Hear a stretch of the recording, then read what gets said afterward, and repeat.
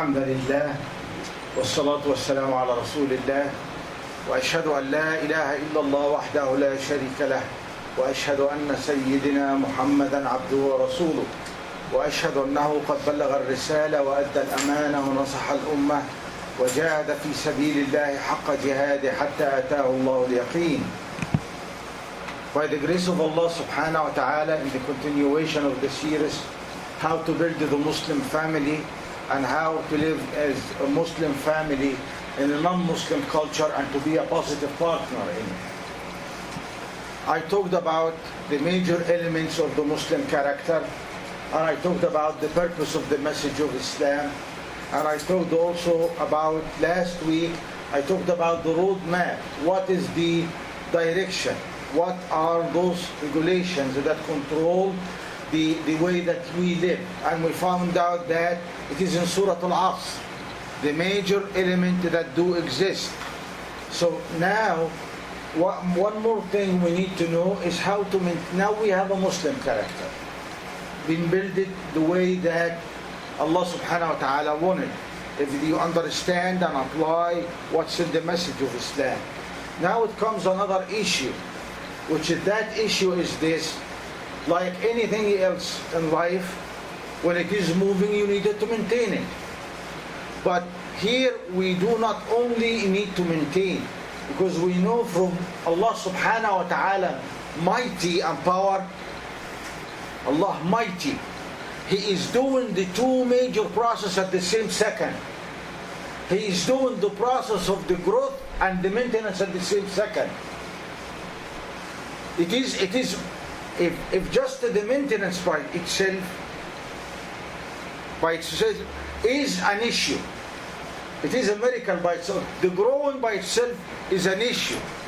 But Allah subhanahu wa ta'ala putting the two together, and whatever action, it is already leading to the two. So when we're talking about maintenance in Islam, or maintenance to this, we are talking about maintenance and growth in the same time. So I'm going to ask, what are you talking about here? What is the maintenance and what is the growth? Maintenance, that means giving the same performance with highest possible quality. That's maintenance. Why you take your car to the shop? To have the same performance.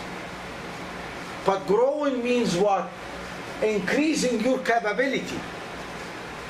Increasing your capability. If this car can, for instance, per tank can give you 300 miles, for instance. Now you're increasing the capability, or you are doing maintenance and efficiency to it. So next time it is growing, maybe with the same tank it can give you 350, or after that 400. There is a growing process while there are a maintenance. But what are those tools that it's supposed to be maintenance? They are Allah subhanahu wa ta'ala ordaining on us to maintain, but unfortunately we misuse them. It is something very, very awkward, is to use something as a tool and turn it as a goal. Allah subhanahu wa ta'ala, when He ordained on us the 5 major pillars of Islam, which is the declaration of the faith, the prayer, fasting, zakah, and hajjul bayt liman istata'a ilayhi sabila, the hajj. Are those goals, or they are tools? Sometimes we think that they are goals, and that's a major problem. Why? Because we all the time using them as a goals. Goals that mean when I do them, I am done. I can now do anything that I want. I am different. But tools mean what? I am using the tool to develop something else, which is the character. So when you perform something, the carpenter, when he takes the hammer or scissor or whatever they use, he's not doing it just he's using it. Maybe the goal is to make a chair, or to make a table, or to make a door, or to make something. That is the goal. And actually the same thing here. You're supposed to learn how to be a craftsman using these tools to develop yourself. So to develop and to maintain the Muslim character. And let us see very quickly how is that and what is the requirement. But to use these tools, there are three things that we have to keep in mind all the time. We have to keep it in mind. Number one, know what you are doing. Never mimic anybody. Never mimic anybody. You don't do anything just because the culture is doing it, or a group of people doing it, or a countryman doing it. You have to know exactly what you're doing. If you're going to do the prayer, for instance, you have to understand how to make the wudu and what. You have to understand all the legislation that is related to it. We are not asking anybody to be a scholar, but you have to know what you do. So don't mimic anybody in doing that.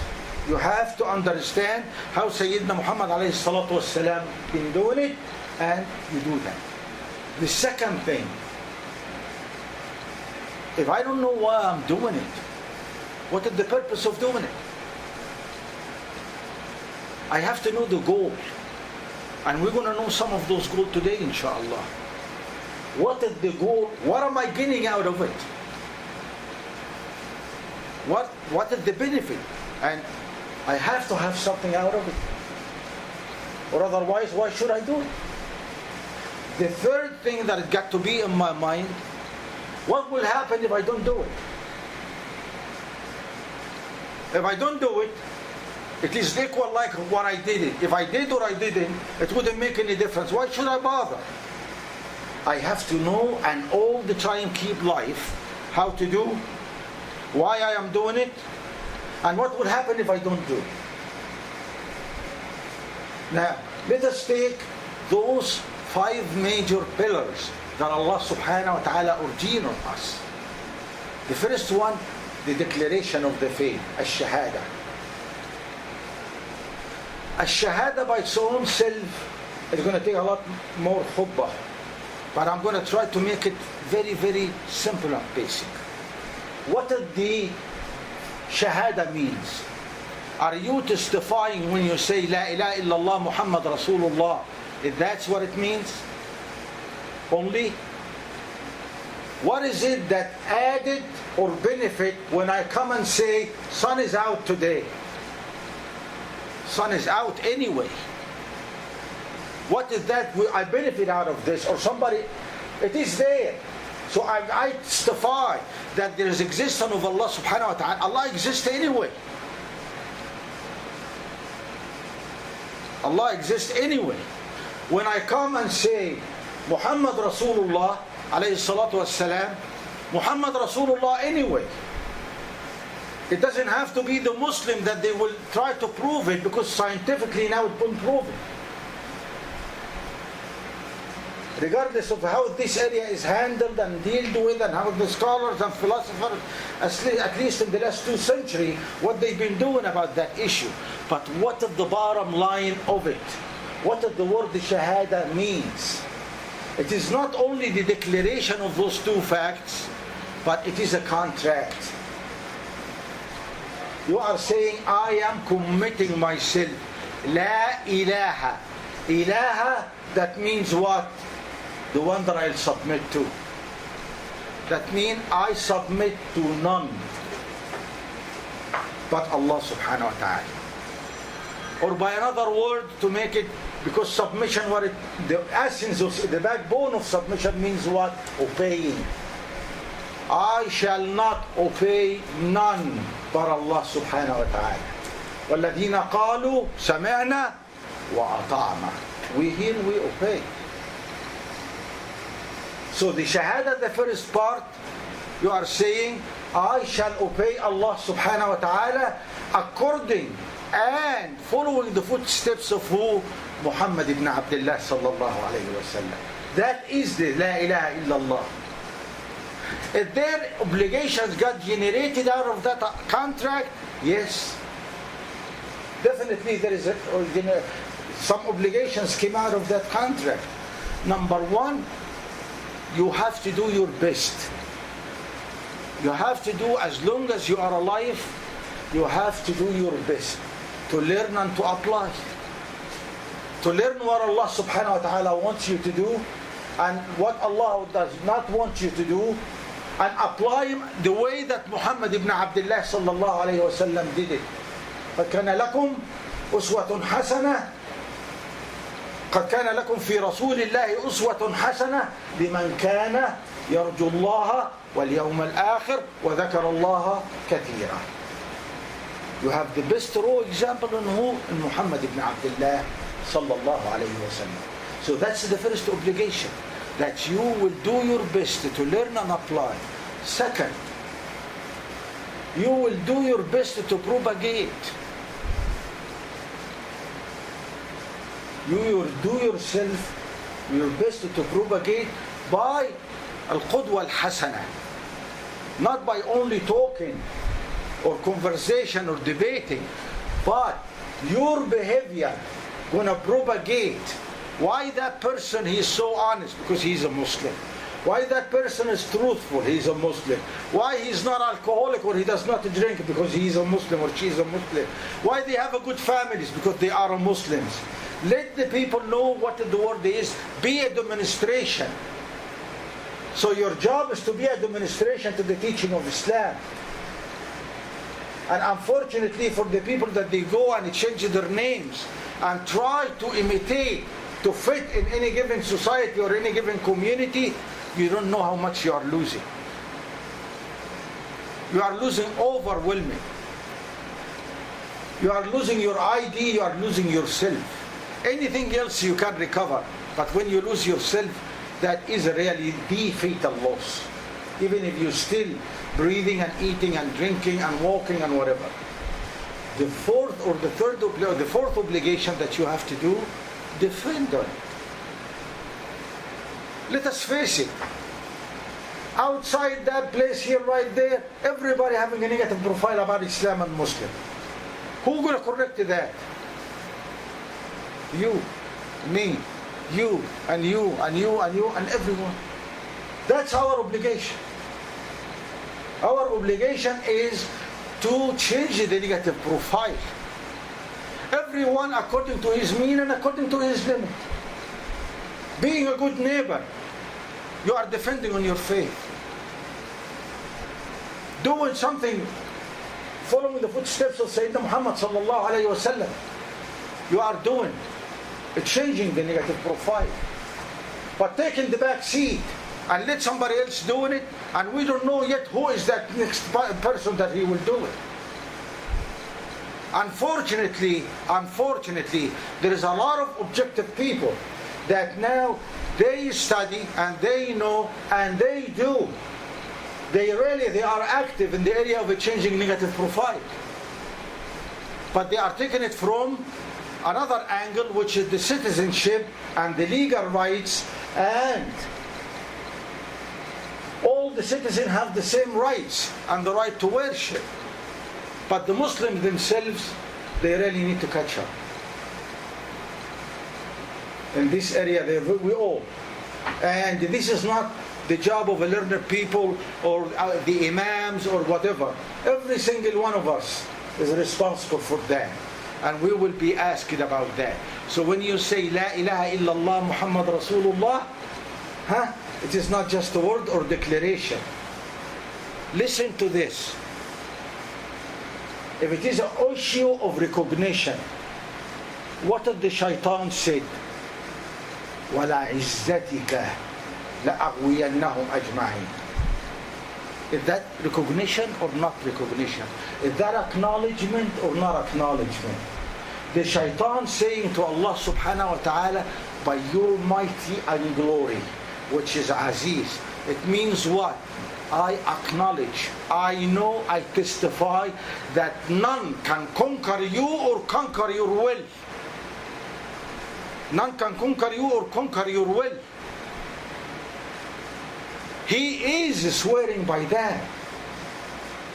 And when Fir'aun was drowning, what he said? Al-an, now I believed by Allah, the God of Bani Israel. That's acknowledgement right there. But what is so good about it? So it is not an issue of acknowledgement. It is an issue of the consequences of La ilaha illallah Muhammad Rasulullah. And when Sayyidina Muhammad sallallahu alayhi wa sallam, he was saying in this area, Man qala la ilaha illallah Muhammad Rasulullah dakhala al-Jannah, and everybody picked up this and he forgot another thing, بحقها. That means he will stand up for it. He will fulfill the commitment that got generated from it. The second thing that we need to know is the salah. What is salah? The salah comes from the word sal. Sal, that means communicate, connect. When you connect, you sal. Even when you put electricity, you say وصل الكهرباء by the Arabic. وصل التيار. That means communicate or put the lid to the electricity. Salah, that means not only communicating, but communicating in a state of submission. So the first one, the first pillar of Islam, you declare and you say, this is how I behave. That's me. I am a Muslim. I follow Muhammad alayhi salatu wasalam. I follow the Quran. I defend on him. I propagate for him. As-salah. What is the purpose of salah? We have to know. For the salah, there are 13 major benefits. I'm going to only talk about one. إن الصلاة تنهى عن الفحشاء والمنكر. إن الصلاة تنهى عن الفحشاء والمنكر. That means what? If you want a tool in your life to prevent you from wrongdoing, in a lot of time, we recognize that what we did is wrong after the event or after when we are in it. I shouldn't be doing that, or I shouldn't have done that. But who have the precaution to not to respond? That means preventive. Allah subhanahu wa ta'ala giving you a tool and says what? The prayer is the preventive measure. And if you look at it, you pray at night or you pray while it is obligation while you are asleep, or it is obligation while you are alive, while you are up. It is obligation while you are up. 5 times a day. When you are asleep, you don't do any sin. You don't do something wrong. But if you want to do right, you can wake up and make qiyamul layl. That's another story. اللهم اجعلنا منهم يا رب العالمين من أهل الليل. But during the day, that's where you do your mistakes. Allah subhanahu wa ta'ala is telling you, He said, I'm going to give you 5 reminders every single day.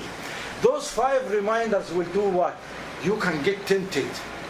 And you are about to do, before you know it, Allahu Akbar, that's the Dhuhr prayer. Something to wake you up. In the prayer time, the Dhuhr time, you are about to do something or you did something. Asr prayer coming, Allahu Akbar, Astaghfirullah. If you did it, at least you're going to go right in and do what? Astaghfirullah. Seek forgiveness. Or you're going to do what? Astaghfirullah, I'm not going to go. Or I'm not going to do. So either I'm going to stop you or immediately remind you by what's in it. So we have to look at the prayer as the immune system inside you, taking care of you. Because Allah subhanahu wa ta'ala, you need to know, سبحان من لا تنفعه طاعة ولا تضره معصية. Nothing that you can do benefit Allah, and nothing you can do can harm Him. Everything you do is here for your own interest. So, that the prayer here, you have to look at it as تنهى عن الفحشاء والمنكر. Very quick, another one. وإن تابوا وأقاموا الصلاة. وإن تابوا وأقاموا الصلاة. The first sign of tawbah is the desire to make prayer. The desire to make prayer. وإن تابوا وأقاموا الصلاة. I like very much Sha'rawi, Rahmanullah alayhi, Imam al-Sha'rawi, and his interpretation to this area, the prayer. He said the prayer by its own self summed all the five pillars. How? He said, when you are standing and says Allahu Akbar, that's a tawheed, a declaration of the faith. So that's the first one. When you make the sujood and ruku and standing up, that's what? That is the salah. And the form of the prayer, by the way, that's exactly the form how the angels pray. The zakah, he said, while you are dedicated yourself to pray, you are taking time. And time to you in your life equal value, economic value. You get paid in your job by the time. So if you pray, that you are doing zakah at the same time. And al-hajj, like I'm going to talk about it, al-hajj, it comes from the word hajj. It means to provide evidence. When somebody talks to you and you say, ma hujjatak, what is your evidence? So al-hajj, it means generic, providing evidence. So when you are physically standing up in the Fajr, in the Isha, in whatever, the prayer time, making your wudu and doing the prayer, you are providing evidence. So you are doing the sum of it. So the prayer here, and Sayyidina Muhammad alayhi salatu wasalam said so many things about the prayers, and I urge every one of us, go and see the benefit out of it and the type of it, and inshallah we will all apply it. It comes after that the fasting. What does fasting means? It is abstaining in general meaning, abstaining from food and drink and sexual behavior from the dawn till the sunset, with the intention to worship Allah subhanahu wa ta'ala as an act of worship. What is the purpose? I said there are three things we look at it when we look at any of those five pillars. What is the purpose? What am I getting out of it? And if I don't do it, what's going to happen to me? When we come to this, the fasting, what is the purpose of the fasting? What is that great thing about fasting? You look at it when Allah subhanahu wa ta'ala, Surah Al-Baqarah, what Allah subhanahu wa ta'ala saying, كُتِبَ عَلَيْكُمُ الصِّيَامُ كَمَا كُتِبَ عَلَى الَّذِينَ مِنْ قَبْلِكُمْ لَعَلَّكُمْ تَتَّقُونَ. So Allah ordained on you fasting like He ordained it on the previous nations. For what purpose? To acquire piety. So the purpose of fasting is to do what? Acquire piety. But fasting abstains from food and drink and sexual behavior. For the adult, you and I, there are four major categories of motivation to do wrong. We all want to do right. We all want to go to Jannah. We all want to be pleased with us, or Allah will be pleased with us. But where is those coming from? Where is those shortcomings coming from? Where is the mistake we are doing coming from? They are in four major groups, right one after the top. It comes right in number one, which is the essence and the base of them, the need of the stomach and the biological need. That's what make you forget the consequence of that. Hunger, thirst can motivate you to steal, can motivate you to do a lot of things. The sexual desire can do the same. Allah subhanahu wa ta'ala in the month of Ramadan saying, I'm going to give you a break. I'm going to get you to a training course that it can help you by your choice to do what? To train yourself to control these two major desires.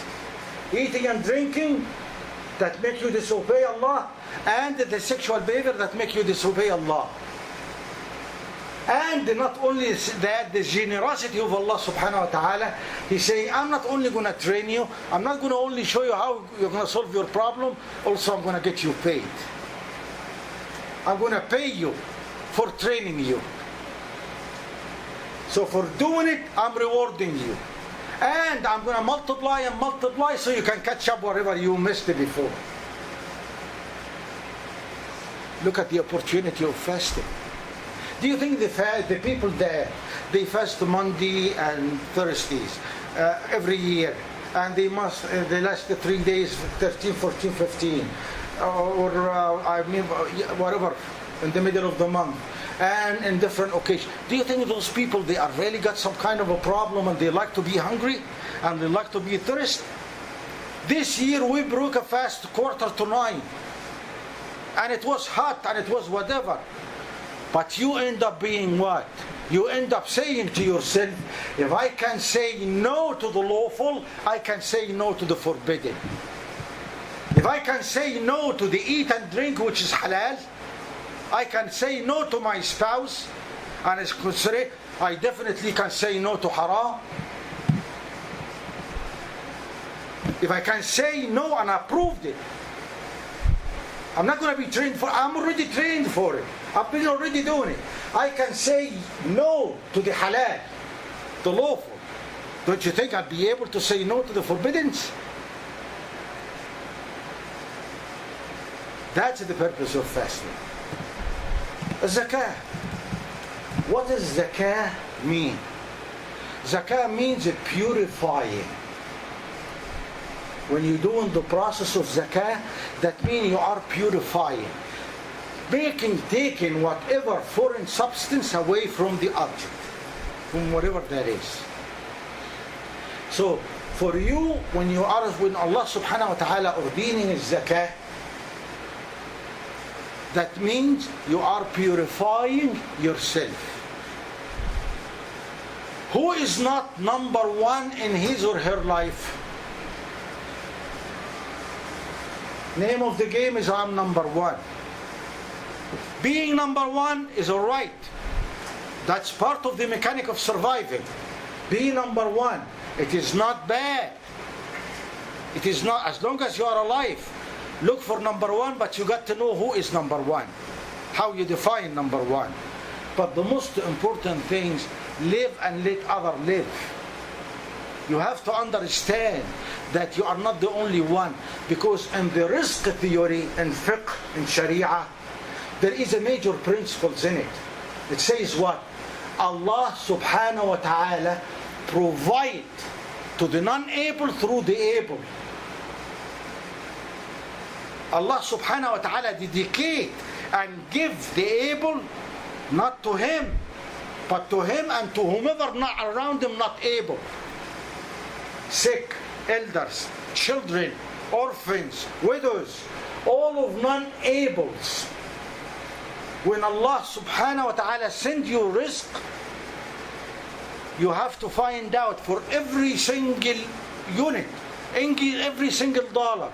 Some of that dollar belong to me, some of that dollar belong to others. I have to find out who are they and give it to them. And we all know the rule of zakah and what the type of different categories of zakah and the percentage of it about the zakah and all of that. But the bottom line is what? If you apply the zakah, Allah can make it rain gold. That's not the issue. The issue is what you developed. You developed, when you do the zakah, you develop person obey Allah and can feel by others. Feel responsible for others. It is not me and I don't care what's happening to the others. No, it is me and them. It is okay to say me, but it is not okay to say it alone. And you put a full stop after it. Me and others is okay, and that's what zakah is all about. And that's what the zakah is all about, is to provide that. It comes after that, the fifth tool that Allah subhanahu wa ta'ala, and I'm going to keep saying tools because they've never been other than tools. Either you use them and get something out of them, or you can play with them, or you can leave them alone. But the most important thing, they will never act for you good till you know how to use them and use them right. And the final product is what's going to judge. The final product, the character, that's what going to be Allah subhanahu wa ta'ala looking for. Like I said earlier, Al-Hajj. What is Hajj? Hajj means providing physical evidence. In the Arabic, when somebody claims something and go to the judge, you're going to say, Ma hujjatak. What is your evidence? What is your evidence? So, Al-Hajj, it means what? Providing the evidence. Providing physical evidence. About what? Providing is evidence about the number one. What was number one? It says, I hereby promise to obey none but Allah. And in Hajj it says what? I am fulfilling that promise. And what is the first thing we say in Hajj? لبيك اللهم لبيك لبيك لا شريك لك لبيك إن الحمد والنعمة لك والملك لا شريك لك. That's the first thing you say when you are making ihram. Even before you go there. That means I am fulfilling my commitment. Ya Allah, help me.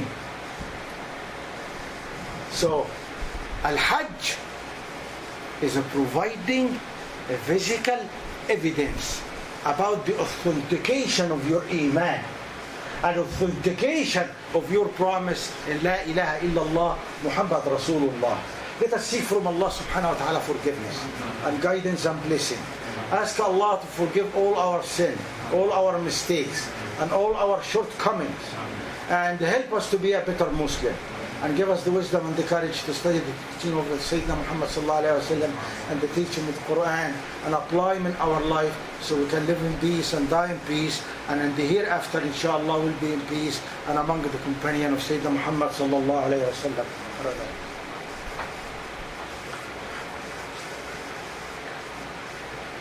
إن الحمد لله والصلاة والسلام على رسول الله وأشهد أن لا إله إلا الله وحده لا شريك له وأشهد أن سيدنا محمدا عبده ورسوله وأشهد أنه قد بلغ الرسالة وأدى الأمانة ونصح الأمة وجاهد في سبيل الله حق جهاده حتى أتاه الله اليقين.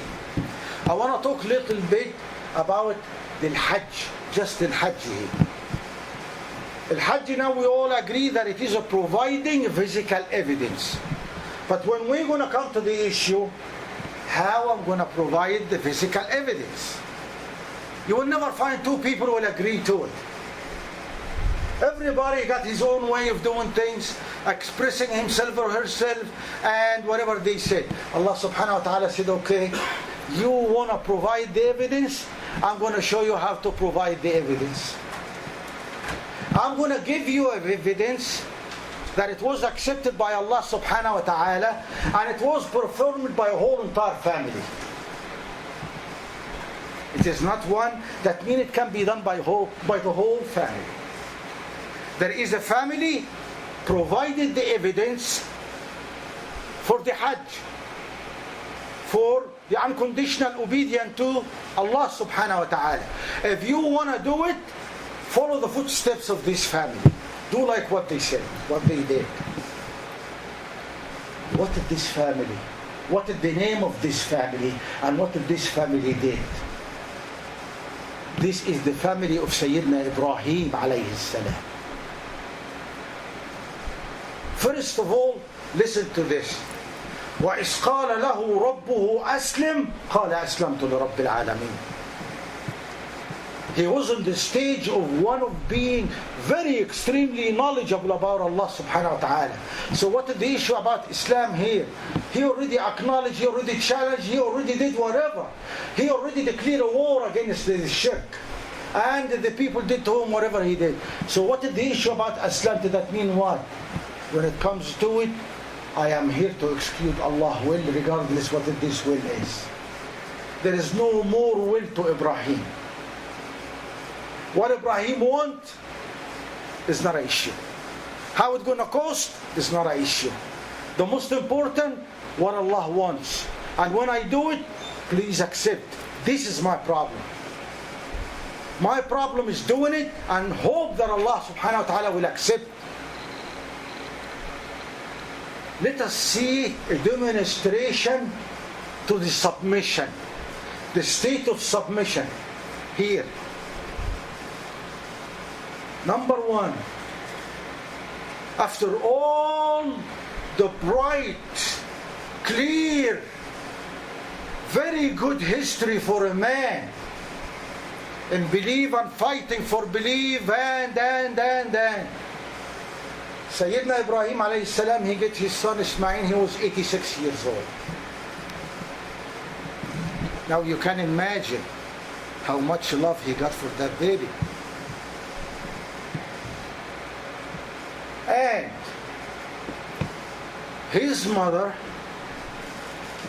now you are taking that baby and you are taking his mother, Hajar, and you are taking them to right in the middle of the desert where is no living soul is there, there is no one sip of water, there is nothing in there. The chances of living, even if you are in luxury, heat will kill you, cold will kill you. Nevertheless, whatever else, snakes and whatever there is, your chances of getting killed. And you have now a princess, because she was the Egyptian princess. Hajar was the Egyptian princess. That means royalty, being raised to be served, not even to be a servant herself. She got captured and whatever, you all know the story. But the bottom line, she's in the worst position that anyone can be in. Any mother can be in, and she got her baby with her. And when he started to walk away, she ran after him. Ya Ibrahim, what's got into you? Why you are leaving us? Why you are leaving us? He wouldn't answer. Why you are leaving us? He wouldn't answer. And after that, she asked him, did Allah order you to do? He had his head. She said, Ishab inna Allah la yudhi anah. What kind of a confidence is this? Go, Allah will never let us go astray. Allah will look after us.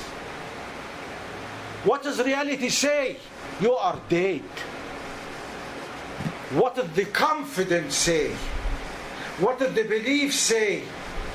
No, I'm surviving. And that baby survived.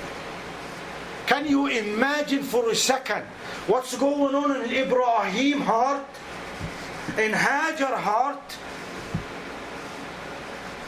That is providing evidence. It's not talking. It's not when I can. These are not dealing with something they own like money, knowledge, power. They are dealing with their own soul. What in the stick here, their own existence. The most valuable thing to you and to me and to everybody, which is your soul. That's what they are dealing with. This is the material of providing the evidence. And now, Sayyidina Ismail, once in a while I see my father, he goes back and forth at least once a year. And now, he about 7 years old, 7 to 8 years old, and now he's coming out of a blue sky to tell me, Ya bunay, inni ara fil manami inni adbahuk. Oh my son, I see in my dream that I'm slaughtering you.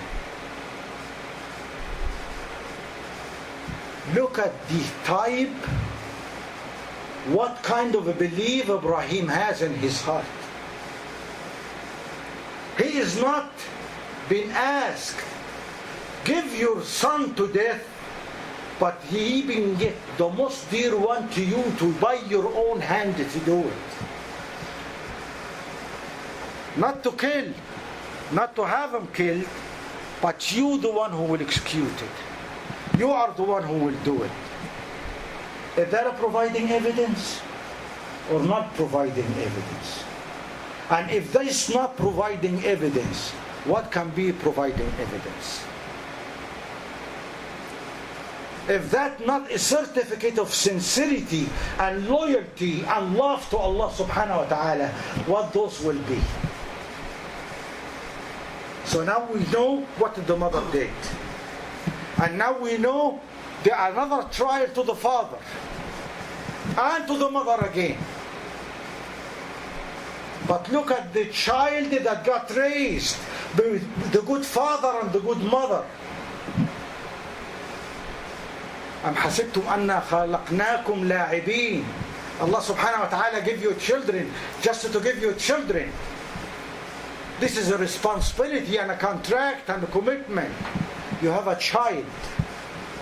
The child is not, we can say he had 20 or 30 years of knowledge about Allah and about Tawheed, and he understands and all. Child. What he is saying? يا أبتي, number one, افعل ما تؤمر. Do what you have been ordered to do. ستجدوني إن شاء الله من الصابرين. I will be among the patient one. And I was talking about the patient last week. And in the other, what did he really say in the interpretation? He said, Father, sharpen up your knife. Sharpen your knife. Lay me on my right side.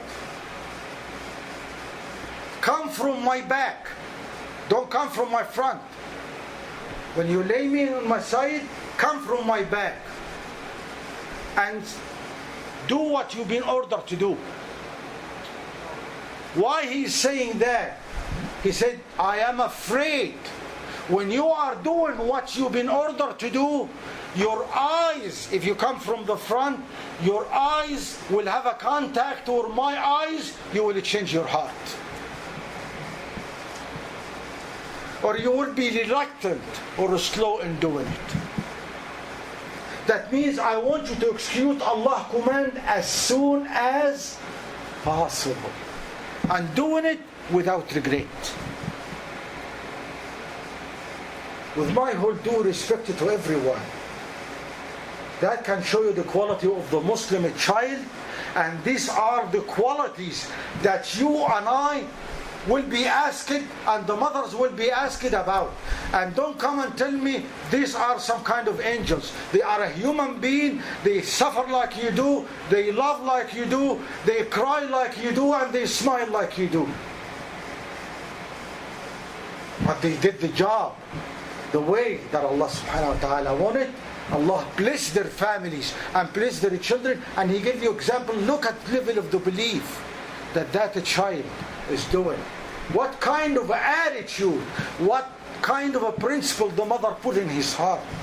7 or 8 years old. Allah is number one. Not Allah is number one when I have a time, or when I have a money, or when I have the chance. Allah is number one, and period after it. That's for the people that want to provide the Hajj. And you know the rest of the story, how Allah subhanahu wa ta'ala fadahu bi-kabshin azim. Allah subhanahu wa ta'ala after that, He have a mercy on Ibrahim and on Sayyidina Ismail. But without these incidents, it isn't the landmark in the history of the mankind. This is the attitude of a sincere people. This is the attitude of a successful family. This is the product of a good father and a good mother. It is not a good father or a good mother, the one that run day and night to make sure that the children, they will have the best of the best. There is nothing wrong with that. But the priority here is wrong. Sayyidina Sulaiman was rich.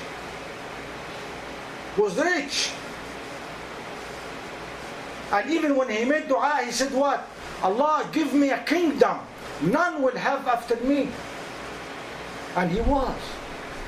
There is nothing wrong with being rich or being poor either. The most important thing is what you do with what you got. And where the priority is. when you go for 2 jobs and you neglect your family, there is something wrong in here. To pay bills and bills after bills, and you don't even enjoy what you are having. And it comes to the point, you and whom are living, the tenants, I call them now the tenants, not the family, the tenants in where you live, you have no clue about them. Maybe you are familiar with their faces and names, but you don't know anything about them. Time to slow down. Slow down. So Al-Hajj is what? Providing physical evidence.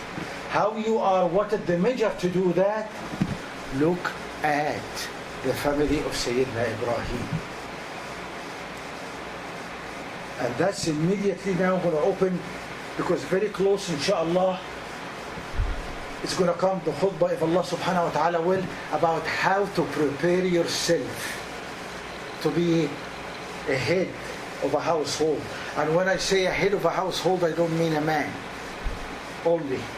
I mean the head of a household is the unit of the man and woman collectively. That's the head of the household.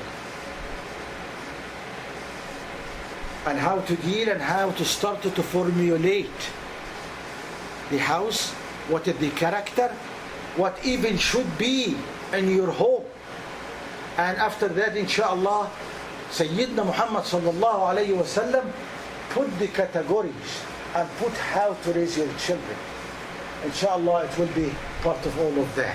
But the most important thing, you cannot help others if you don't know how to help yourself first. You cannot be kind to anyone if you do not know how to be kind for yourself. There is nothing worse in life that you do something based on perceptions, not based on knowing what exactly you do. There is nothing more damaging. Nothing can be more damaging to you more than you do something, just it is happening and you are out of the control of it, or you don't really know, you don't vividly know clearly what is this step going to lead to. And we have a very good example for providing the evidence, inshallah, in Surah Ibrahim, in Sayyidina Ibrahim alayhi salam. Let us seek from Allah subhanahu wa ta'ala forgiveness and guidance, and ask Him to bless our gathering and give us the peace and tranquility, and help us to be a good head of a household, and help us to raise our children and raise everybody in our family the way that it's supposed to, the way that pleases Allah subhanahu wa ta'ala, and help us to study the teaching of the Holy Quran and the teaching of Sayyidina Muhammad sallallahu alayhi wa sallam, and apply them in our life, so we can live in peace and we can die in peace, and inshallah in the hereafter we'll be in peace and we'll be among the companion of Sayyidina Muhammad sallallahu alayhi wa sallam in paradise. Ibadallah, قولوا لا إله إلا الله, with the meaning in the heart, obeying none but Allah. I'm not going to obey myself. I am not going to obey anyone, whatever that one is, or any group, whatever